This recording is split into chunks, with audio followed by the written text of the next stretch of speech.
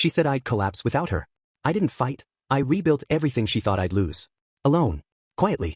I remember the exact moment she said it. We were standing in the kitchen of our apartment in Portland, Oregon. It was a Tuesday, late afternoon, and I had just come back from work. I was tired, but not the kind of tired that comes from physical labor. More like the slow erosion of mental energy that builds up when you've been doing the same thing for too long.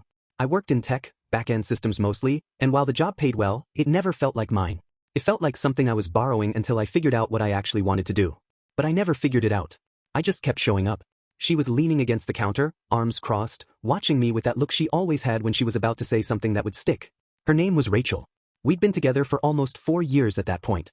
The first 2 were good. The third was tolerable. The fourth was mostly silence and small arguments about things that didn't matter. I think we both knew it was ending, but neither of us wanted to be the one to say it first.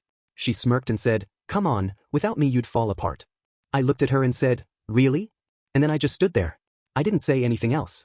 I didn't yell or laugh or try to prove her wrong. I just stood there and let the words settle. She didn't respond. She just walked out of the room and left me with that thought. That night I couldn't sleep. I kept thinking about what she said. Not because it hurt, but because I wasn't sure if she was right. I started going through my life in my head, trying to figure out what parts of it were mine and what parts were just things I did because she was around. I realized I didn't have many friends of my own. Most of the people I saw regularly were her friends, or couples we met through her job. I didn't have hobbies. I didn't have routines that were mine. Even the way I dressed had slowly shifted to match her taste. I wasn't angry about it. I just hadn't noticed. The next morning I got up early and went for a walk.